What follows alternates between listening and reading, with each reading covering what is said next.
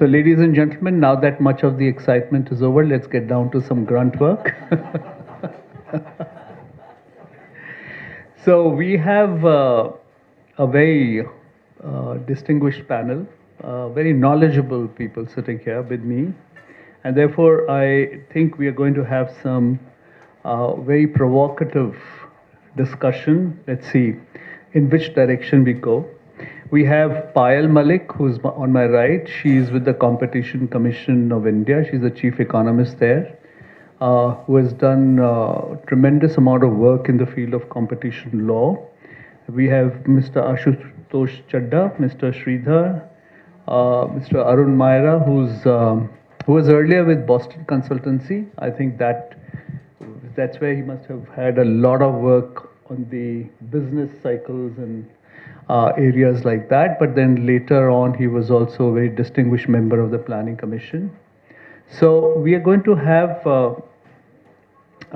we're going to talk about how we are going to look at the platform economy, which is emerging very rapidly in India. Even though, as was mentioned in the earlier panel, the span of the digital economy is not that great as yet, but we are moving rapidly and scaling up, and therefore it's important to look at some of these issues.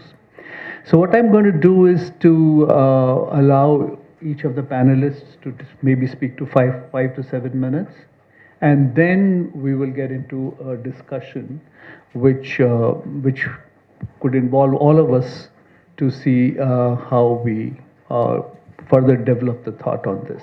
So, Payal, would you like to start first? Sure. The government? No, not the government. Not the government, the regulator. Thank you. Thank you very much for inviting me here. A lot has been said in the inaugural session. Competition, regulation is just one aspect of the regulatory architecture and the regulatory governance of digital markets. Competition law is extremely, extremely narrow in its application to markets. Narrow in the sense, when I say narrow, I says the objectives are very, very well defined, being an economic law. Therefore, an expectation from the competition law to solve all the problems of the world. So I just want to dismiss that kind of an expectation. Should not be there amongst the civil society. What competition law can do when it comes to these digital markets. We are prescribed by relevant sections of the law. We can look at anti-competitive agreements, which we do for bricks and mortars markets, we do for digital markets. Anti-competitive agreements in digital markets are easily facilitated because of digitization of transactions. That's about it, but cartels are cartels. Algorithms are facilitating collusion, but are they different when it comes to treating those kind of collusions, and how many cases we have received, or even international jurisdictions have received? Not very many. Then we have vertical agreements, where amongst the agreements between the businesses at various levels of the distribution channel. Similar sets of agreements are there in platforms, that is between the platform service provider, who acts as an intermediary between the two sides of the market, that is the buyer and the seller. And they can have certain kind of exclusive agreements, but those exclusive agreements are in competition law tested on what is in legal jargon known as rule of reason, that you have to weigh the efficiencies against the anti-competitive harm. Then we have a section on abuse of dominance. These platforms, as we all know, due to their characteristics, be it the network effects, lock-in effects, switching costs, etc., endogenously the market tips to near monopolies, and there is a counterintuitive result in the platform markets that in fact monopolies and large platforms are more efficient when it comes to delivery, and perfect competition, in fact, or more competition will lead to less efficiencies when it comes to deliveries. Then how do you deal with abuse of dominance from these platforms? The section on abuse of dominance in competition law is the way it is spelled out is not an effects based but a per se harm, which is judged and looked into. Having said that, the determination of a particular abuse requires a lot of effect analysis. So it is not that, so the wording of the law would be that it is a per se, but the determination itself requires a lot of effect analysis. And when I'm talking about an effect analysis, we do look at, we don't trade off, but we do look at the pro-competitive benefits of a particular conduct or so. Then, of course, we have a full section on mergers and acquisitions to deal with the digital economy also. Here, there is a kind of a blind spot, which was mentioned by the chairperson of competition law, that most of now the acquisitions which are taking place are for the purpose of gaining the data and the data advantage from the target entity. There is a very nice paper, and people must in this room may have read it, by the name of Kill Zone. The argument which was made was that startups are here in order to get acquired. That's very true, but now there is now some empirical data coming in that the startup innovation ecosystem is also not picking up or is actually on a decline because the startups are not getting their true valuations. Why aren't they not getting their true valuations? Because by the time they bring out an alternate to a large incumbent platform, they get acquired. And when they get acquired, the venture capitalists are not getting returns on the capital which they have invested, and hence innovation is getting harmed. So this is no longer a theoretical construct. So should we now think in terms of a new target threshold, given that the target thresholds are the de minimis, means that many of these deals do not come for competition assessment. So should we look at deal size when it comes to evaluating these mergers and acquisitions? So in that sense, competition law is geared to meet the challenges of competition issues raised by digital economies. We don't deal with employment effects. So to be very, very clear, we don't deal with protection of small-scale industries, to be very, very clear. But we deal with what is known as, and in that, if the offshoot is the traders or small traders get protected, that's a different matter. But what we deal with is efficiency and competition on the merits. And this is it sounds very easy, but when it comes to determination of conducts, whether or not there are competition on the merits, it requires huge amount of analysis of data. And I say data, not numerical data, but data on conducts, agreements, etc. That was interesting because that set the legal framework in place. We'll come to several questions that arise from what you have said.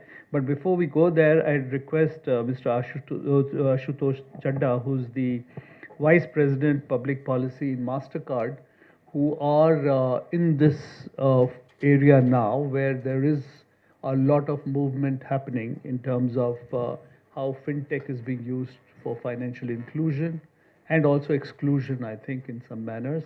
Let's hear him on this. Yeah, thanks. So I think this is a very interesting area because, and the way I'm going to sort of approach it is, given the current ecosystem and the way we're trying to drive financial inclusion in the country, what really are the challenges that we see before us from a regulatory perspective and from a competition perspective. And let's step back and see where are we today. I think one thing which happened a few years ago, demonetization really blew up the entire movement from a cash economy to a less cash economy as far as we're concerned.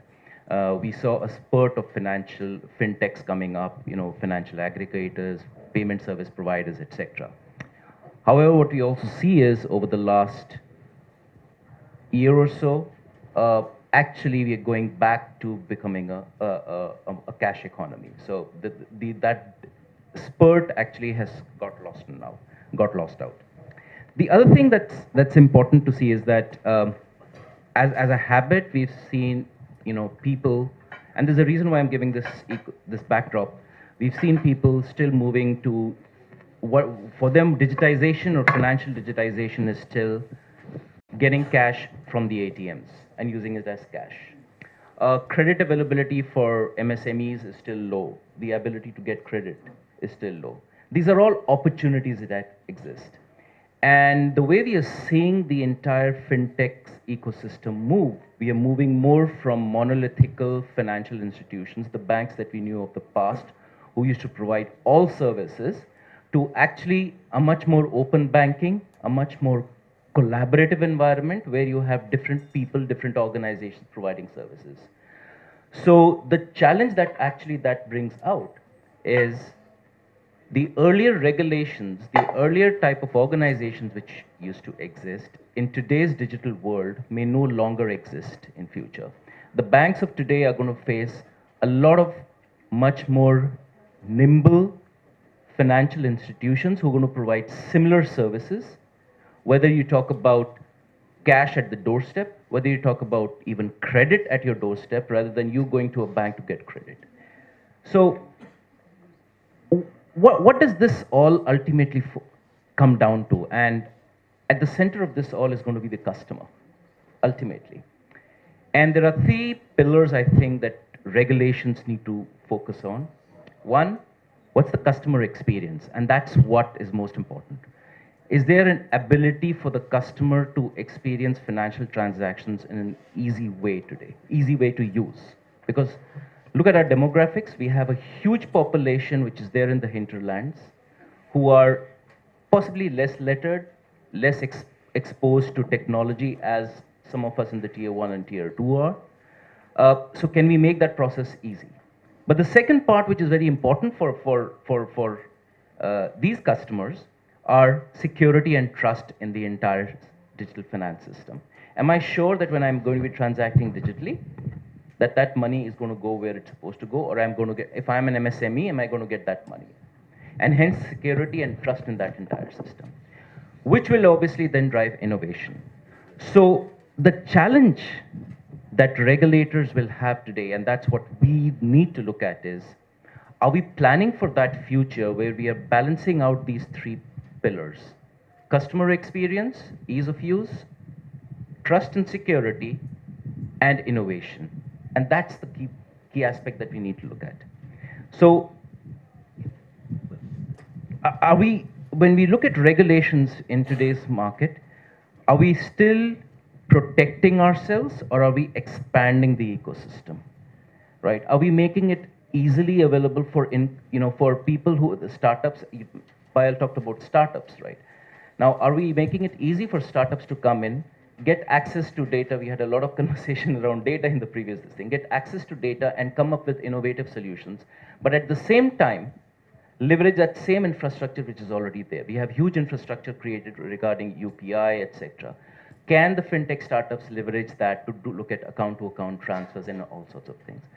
So I think when you start looking at regulations from that perspective, that you have to make it customer-centric, you have to make the process of financial inclusion easy, right? But at the same time, you need to promote multiple competition in the market, right?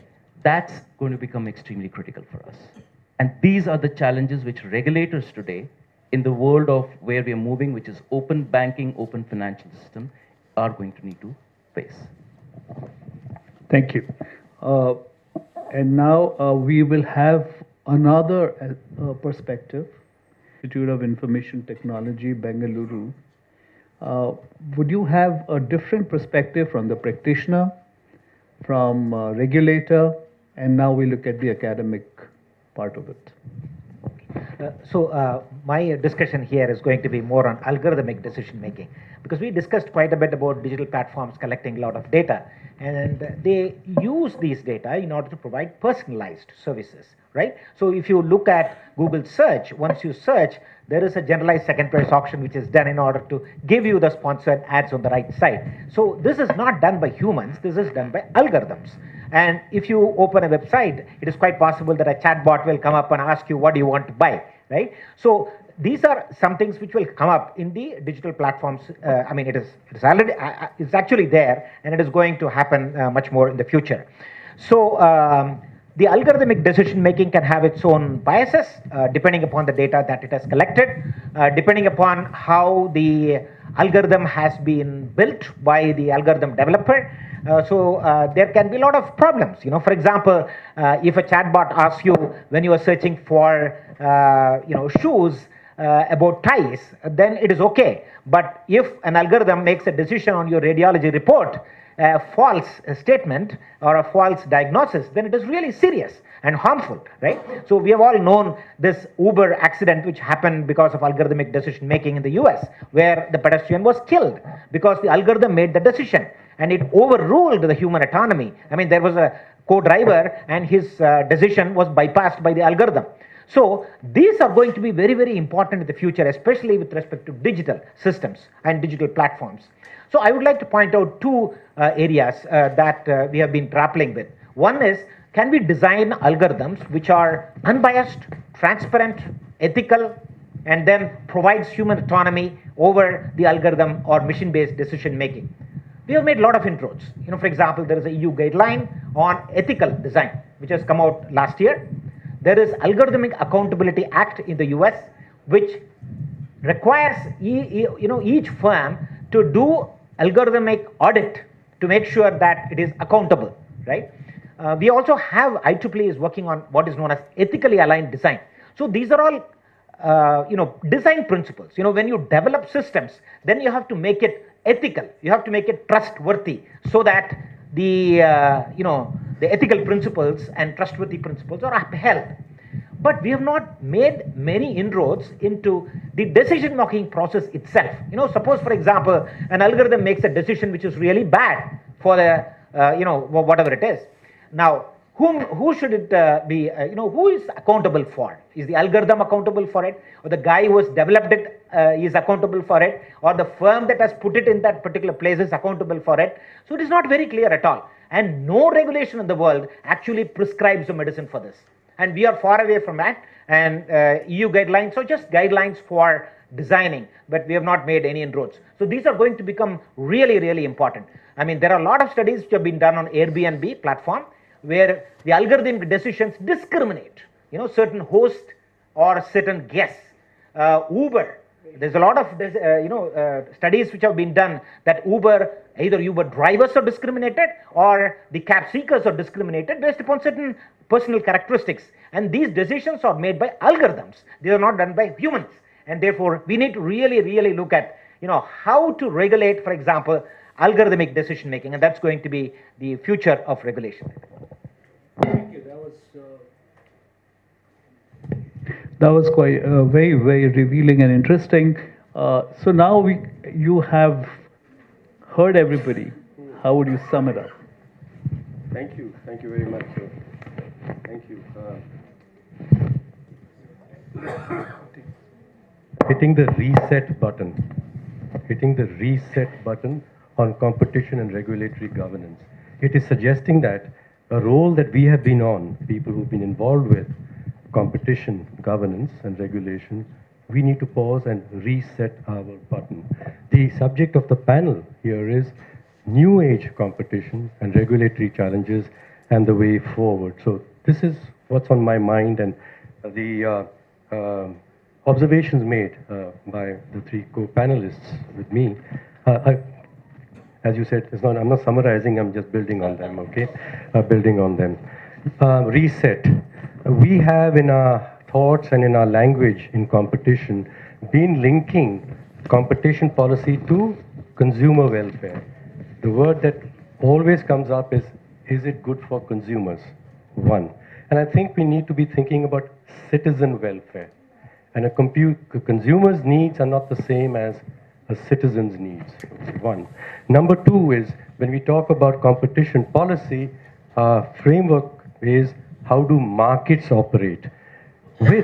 Certainly with the digital platforms, it is now our concern is how do societies operate? Okay? So shifting the frames of reference that we as economists and others, I'm not an economist, but all of us together use on these matters, shifting from consumers to citizens and from markets to societies. Reset.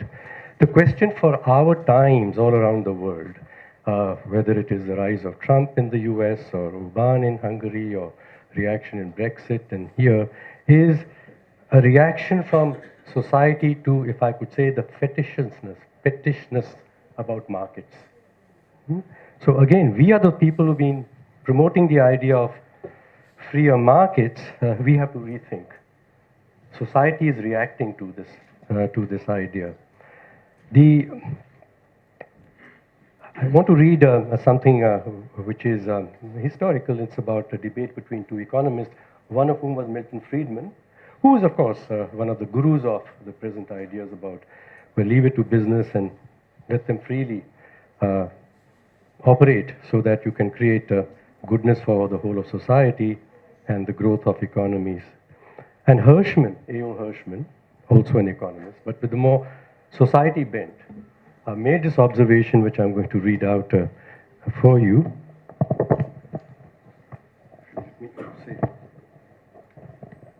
Hirschman points out that the way customers signal their displeasure to corporations is by not buying the firm's products. So we concern ourselves with, will they buy or not buy, and make it easy for them to buy and use our products.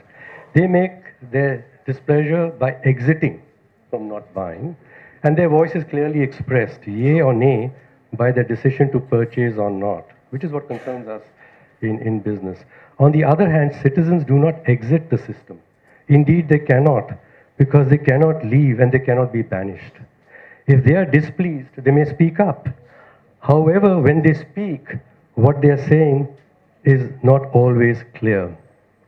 And Hirschman points out that Milton Friedman, who famously decreed that the business of business must only be business, had expressed his difficulty in accepting the notion that people should desire to express their views, to make them prevail.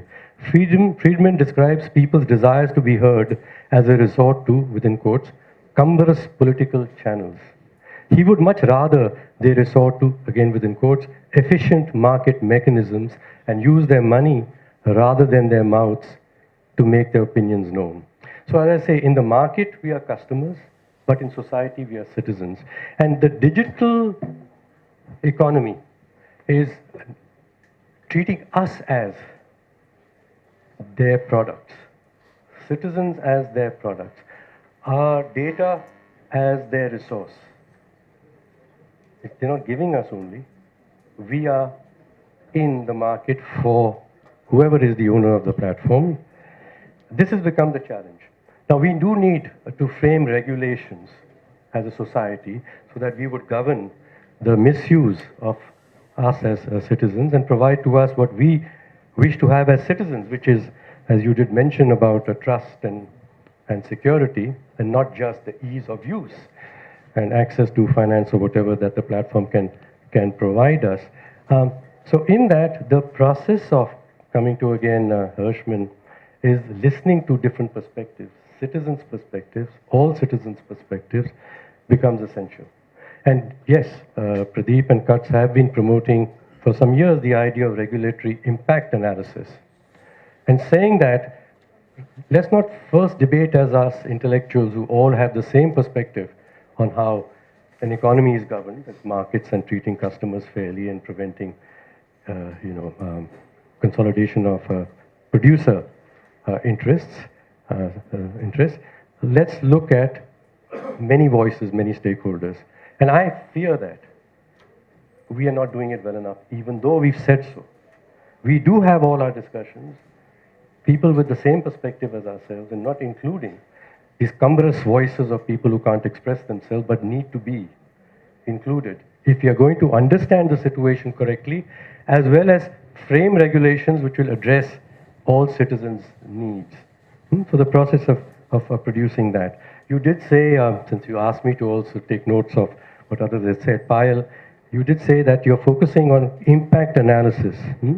And you did say that we can't resolve everything through competition law. And some things which you're not dealing with, you said, is employment effects and impacts on the small-scale industries. Just see, the concerns that were expressed in the previous discussion were about the impacts on employment and small-scale industry. So therefore, if the competition process that we are using and the ideas about how one governs competition that we're using are not addressing those real concerns, then I think we have to think about our instruments again. And this is my plea. It's about resetting the button. Yeah, I think I'm going to come to you on that. But let me throw another question along with what has been said because it ties in it with it. So this question is both to you and to Payal, which is that whereas we understand and you expanded the discussion to include the citizen, whereas the focus till now was more on consumer, but the issue also is now and is going to become more acute in terms of jurisdictions of regulators. For instance, if we are going to look at a fintech company, you have the IT law, then you have the financial regulation, where the regulator is the Reserve Bank of India. And then you have telecom, because the entire movement of data or the services is on telecom backbone. So you have a telecom regulator also. And then overarching the Competition Commission. So the question is, are we now getting into a space where there'll be so many multiple regulators looking at the same activity that it's going to actually create much more confusion rather than ease of or make life easy for the citizen? Would you like to answer that? So that's related to what Mr. Maria was talking about, the ability of competition law not to do certain things. Regarding instrumentalities, there are different laws addressing different aspects of the same problem. So therefore, to say that it causes confusion may be a little bit simplistic, because a same problem has various dimensions. There's a competition dimension, there's a privacy dimension. The privacy dimension has an exploitative dimension and has an exclusionary dimension. The exploitative dimension is degradation of quality when it comes to consumers accessing the platforms or digital markets.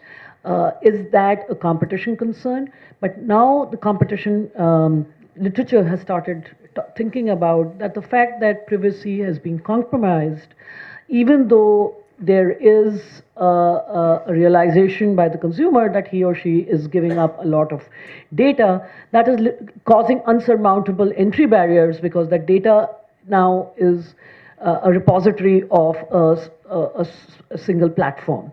And so therefore the entry and innovation is getting harmed. And so therefore the consumer harm is coming now not through just prices, because prices are either zero, you have these premium products, or very, very low, but the consumer harm now can come through chilling of innovation.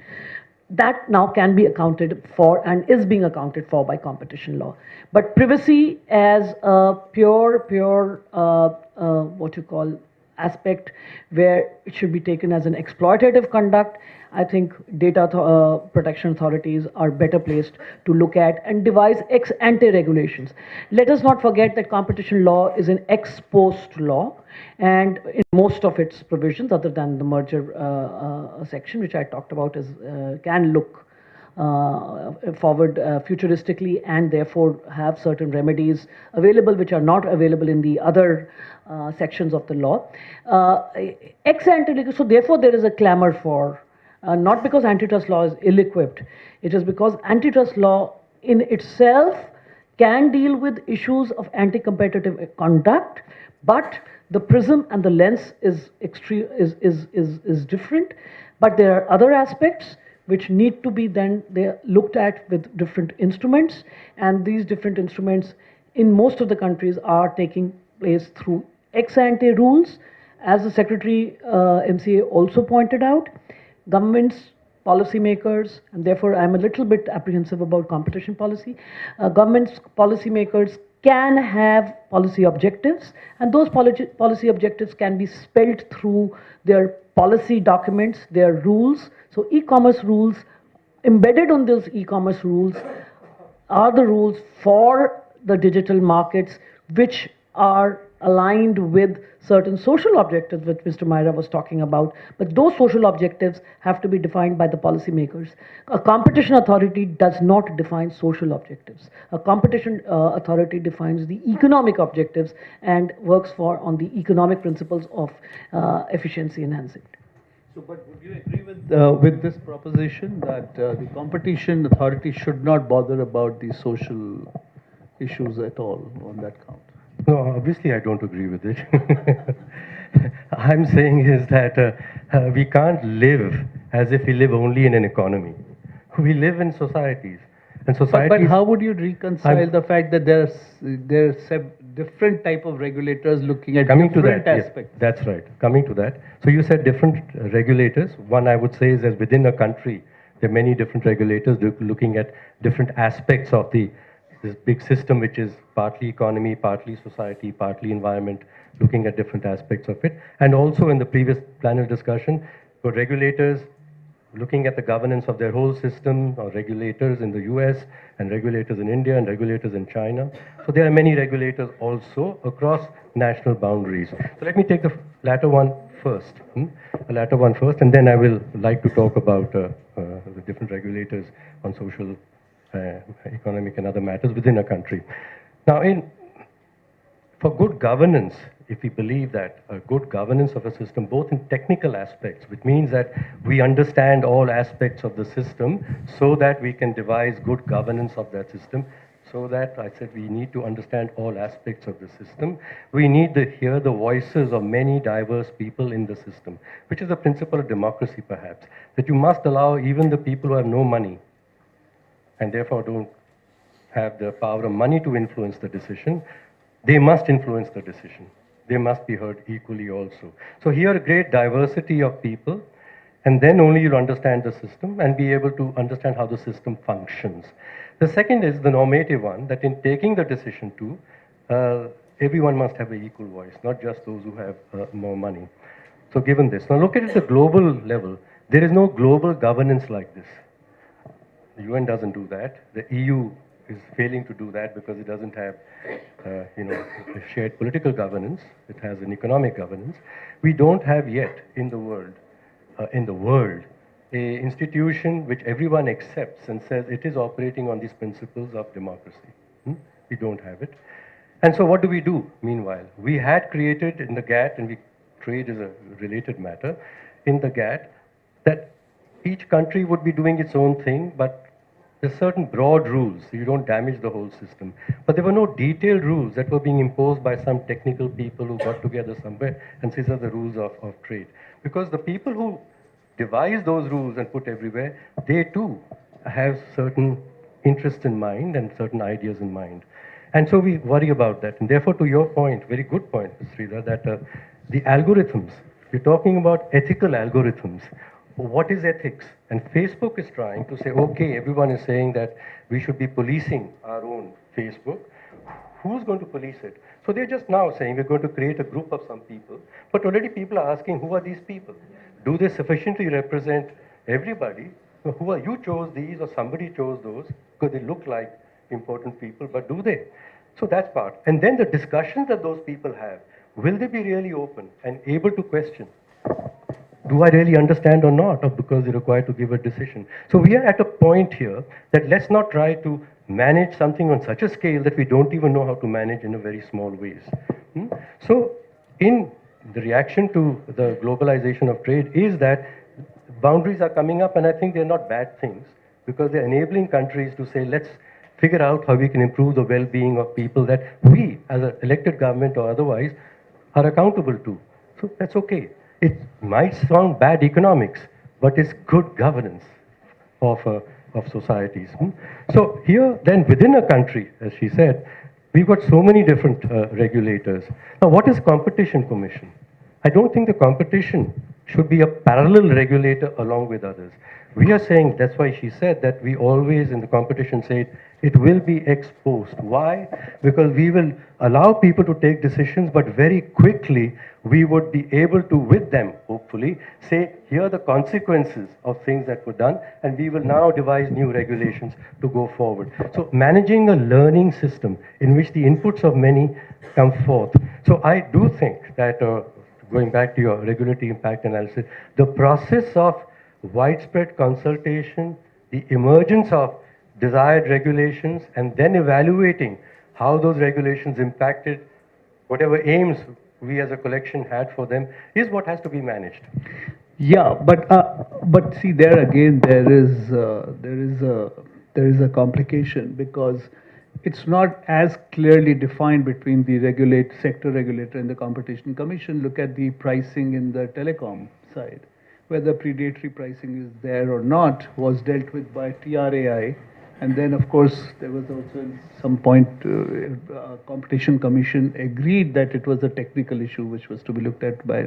But on the other hand, we have seen that predatory pricing is very much part of the competition law.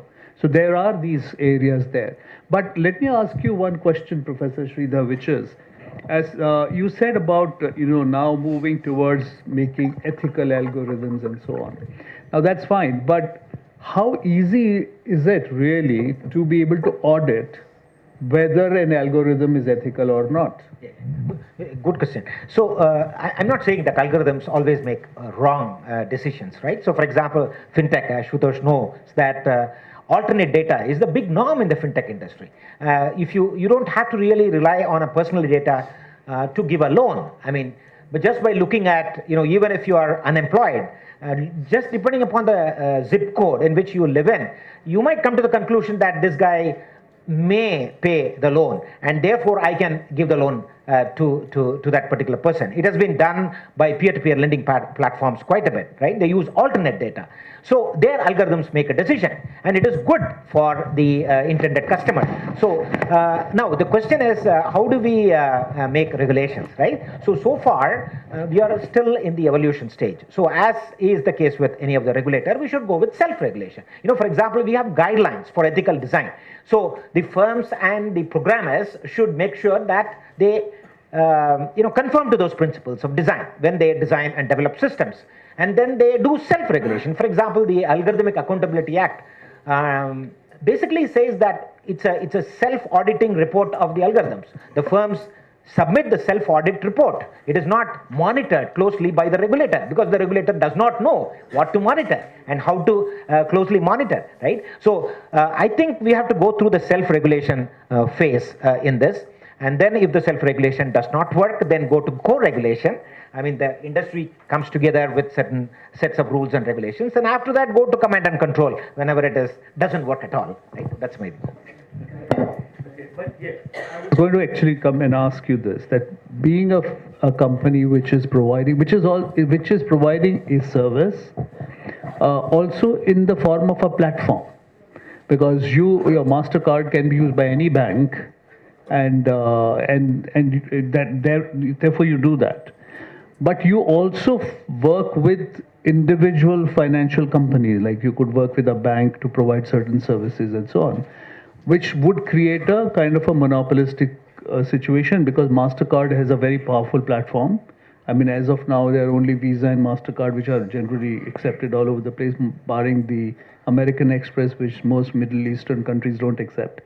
But so therefore, is there this whole issue with algorithms coming in for a platform like yours, and let me be provocative, to be able to easily skirt any kind of ethical regulation or, for that matter, real regulation by the regulators? The short answer to your question, no.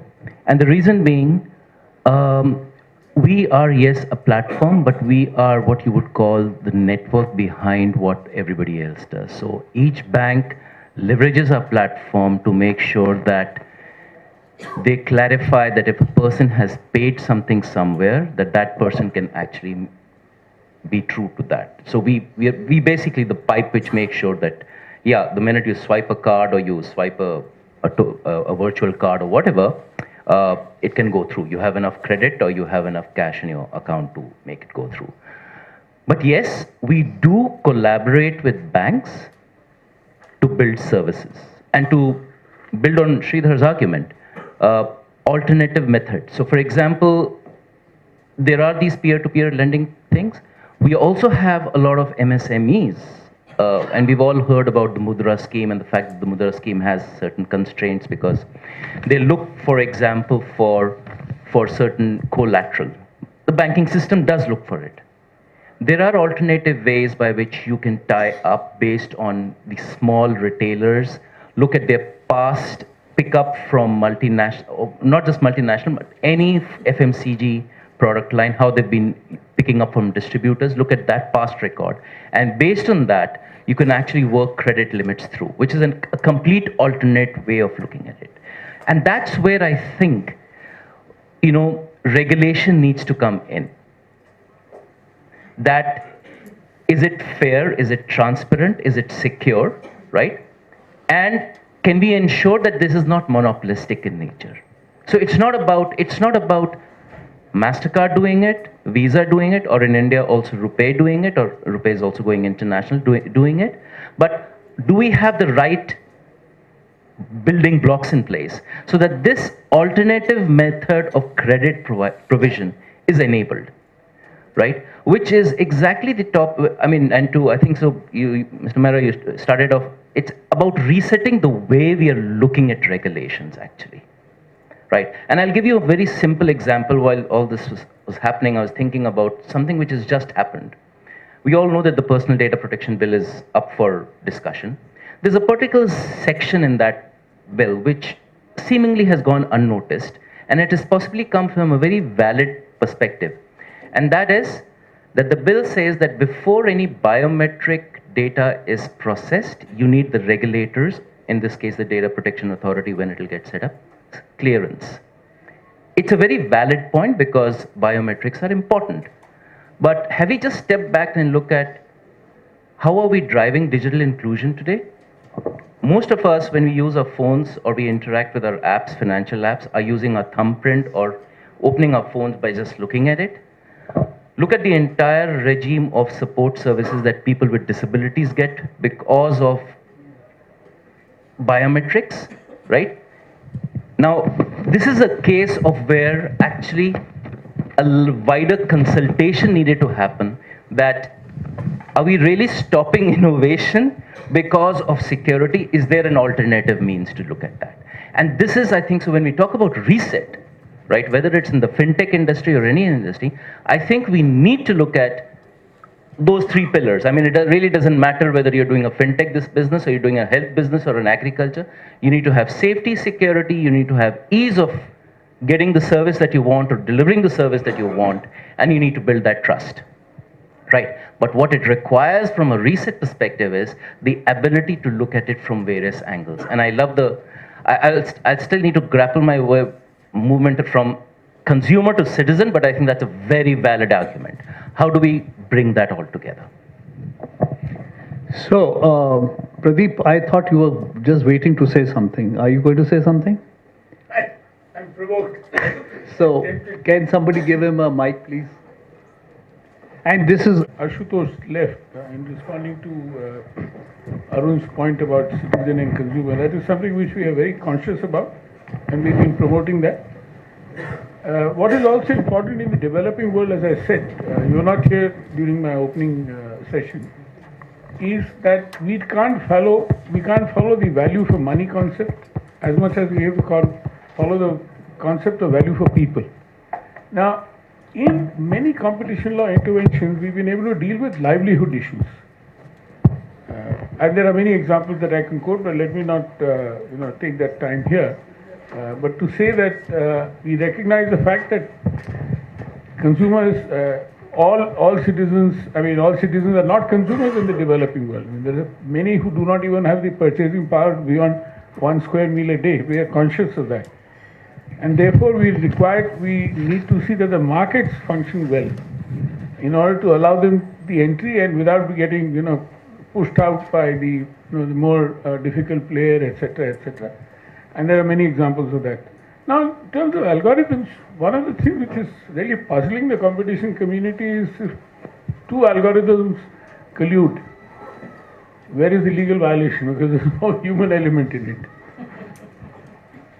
That is still, dominating the debate, and that is the issue is about, ethical code, etc., etc. I mean, if ethics was there, in US you would still not find any cartel activities. Yet, where there is the highest number of action on cartels, the number of cartels which keep on coming up, beat the sort of prosecution.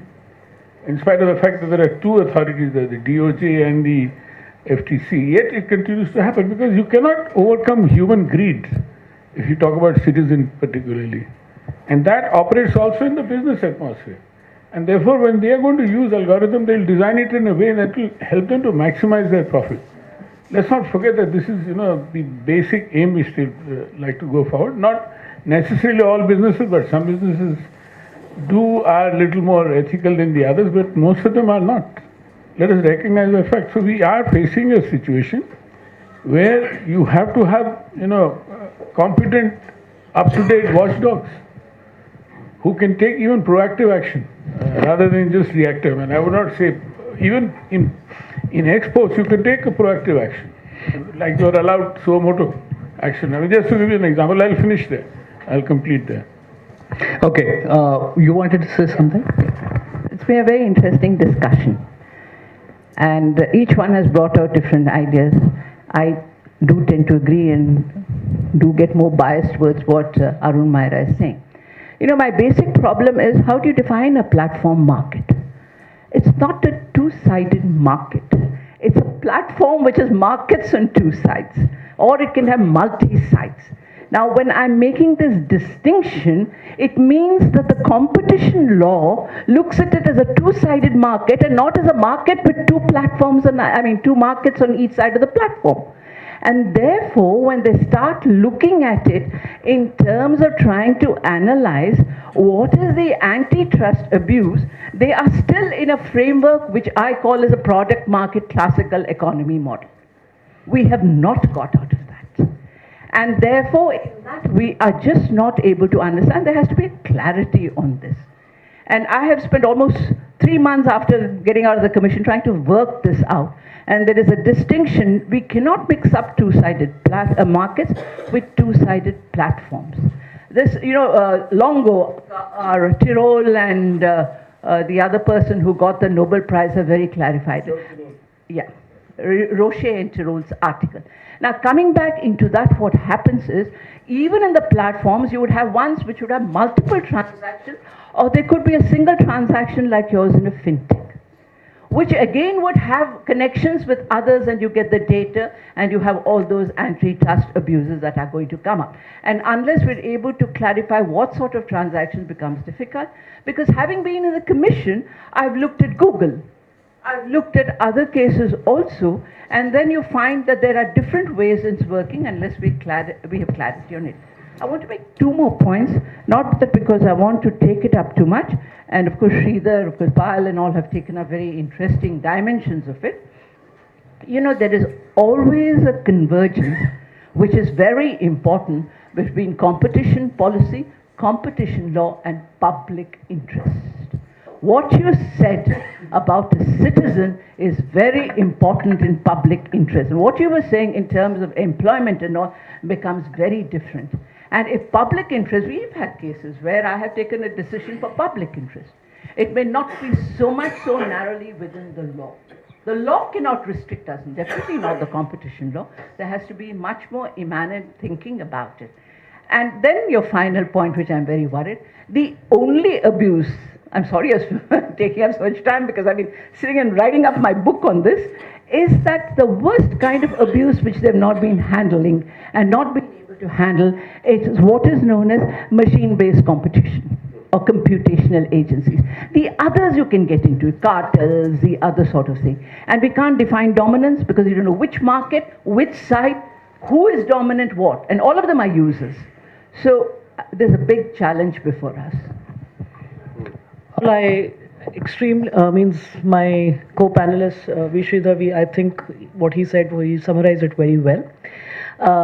Self-regulation is important, and we also came out with an e-commerce market study where we had identified areas of concerns and the observations of the commission. The commission can go hammer and tong after all these companies, but that's not going to serve the purpose. In the larger public interest, some kind of self-regulation through our advocacy plank. So the Competition Commission of India has an enforcement plank and has an advocacy plank. In the advocacy plank, it can and it does pick up competition issues with the larger public interest. So it's not that public interest is not the focus of competition authorities. So what we had identified in the e-commerce study was lack of platform neutrality, where all these issues regarding the lack of transparency in algorithms, lack of transparency in search rankings, collection of data, sharing of data, user review and rating systems, because they were increasing, in fact, asymmetrical information. So digital platforms are supposed to reduce asymmetric information, but how is search ranking done? How are consumer and ratings done? It came out in that study. Bots are filling in consumer and surveys, and so therefore they're causing some kind of a asymmetric information, and the buyer does not know whether or not he or she, what she is buying is genuinely a 5-star product or a service. So that we cannot be dealing with each and every problem through cases. So a list of issues have been identified where self-regulation was propagated by the Commission. Second was unfair platform to business contract terms. We can take it, if the platform is dominant, we can take it as an exploitative conduct, but things like what are your negotiating framework for basic contract terms, your discounting policy, the penalties which platform imposes on the supply side if certain contract terms are not met with. Conflict resolution. These are not the areas with the Commission can take for each and every platform, because they are dominant platforms and there are multiple platforms in the same area of service or product. Third was issue regarding deep discounting. Deep discounting means that word deep discounting is not a word which comes out from competition law. It is a very word which has come out from the practices of these platforms, and that is also very peculiar to India. There too, the advocacy mandate said, please self-regulate. The platform may devise ways to improve transparency on discounting policies, including the basis of discount rates, funded by platforms for different products and suppliers, and the implications of participation or non-participation in the schemes by the suppliers. Second, we also asked industry, that's his second point, co-regulation. We asked industry, please have a list of do's and don'ts. We asked industry association to have a list of do's and don'ts. And without getting into, because these were confidential stakeholder conversations, there was no acknowledgement of the fact by the platforms that there is a problem. So they were not even acknowledging that there can be a list of do's and don'ts for themselves, which they get a code of conduct, so that at least get an ecosystem which is a sustainable ecosystem. So third, of course, then as I said, the law is always available. The instrument of law is always available, and the Commission can always exercise that instrument of law. So the Commission in its e-commerce report basically said, before we exercise the instrument of law, please do this, because it is creating an ecosystem where all these distributional concerns have also been taken care of. The distributional concerns are that the seller side of yes, the consumers are so-called benefiting from low prices, but a fragmented seller side does not have a voice on that platform. And that fragmented supply side not having a voice on that platform, so means in the sense compromise certain aspects and can be therefore taken in the competition law, competition on the merits. That is, yes, you can give discounts. No one is talking, and I'll just take one example, and that's an example of discounts. Discounts which are on account of the fact that bricks and mortar disintermediation has been done. No one frowns upon disintermediation, as the minister also said. We cry for disintermediation when it comes to agricultural markets. Any competition economist will not like too many intermediaries which will escalate the costs and pad up the costs, etc. No problem in discounts which are on account of efficiencies. No problem in passing on the benefits of disintermediation to the customer. But the study could not determine, and that's an issue of determination, whether these benefits which are being passed to the consumer in the form of discounts are purely disintermediation, efficiency-driven discounts, or they're coming from somewhere else. And so that way, the competition law is also equipped to look at these issues. Yeah, so now we'll have just two very quick questions, but one on this side, and there was a young man on this side who was wanting to ask a question. I'm sorry. Be wrong in my interpretation, but I'm going from, I think she can hear me. this is related to the Competition Commission's e-commerce report, which you were just mentioning, and also the best practices for self-regulation, which has been prescribed in the report. Recently, there was an investigation launched by CCI for Flipkart and Amazon, and some of the reasons, examples cited were some of the best practices which are there in the self-regulatory report. So can we infer that if the platforms, for example, are not following the best practices of self-regulation, there may be chances of investigation? And if that is so, are the best practices kind of being inferred as regulations? No, I think she had already answered this question just now when she said that they had consultation with the platforms and she did not find any one of them coming up with guidelines which could become, kind of part of self-regulation. So there is a problem there. So it's not happening as yet. No, but there were best practices cited in the report. She was mentioning about one so particular that's a point. report which has cited best practices, which is not as yet a code of conduct for the platforms. So you mean to say the platforms have not accepted? Yeah, so not yet, they have not formulated it as the code of conduct. There's a last one, please, then we'll conclude. My name is Pranay Dwaj, and my question is bit specific to payment service industry and specific to Ashok Tidda, sir. Sir, I understand MasterCard and Visa are the main dominant player in payment service system. So is there, as yet. As yet, yes. Rupee is growing at a very high, growing at a very good speed. But so far, MasterCard and Visa are the main player in the market.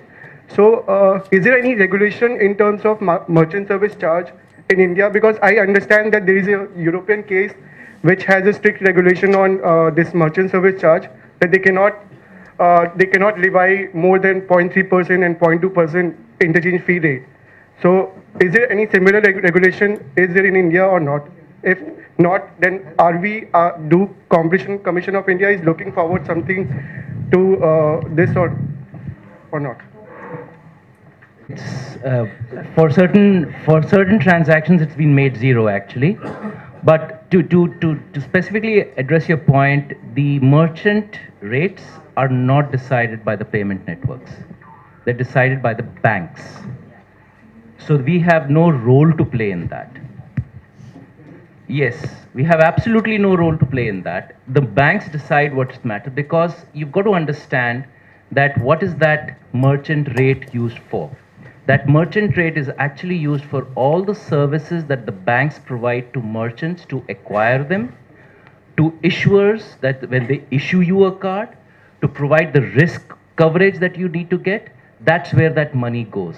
Sir, but by default, merchant service charge is set by MasterCard. No, we have no control on that. Okay, so I think then later we can do. So I would like to thank you very much. I think this is the beginning of a discussion. I don't think we have reached anywhere.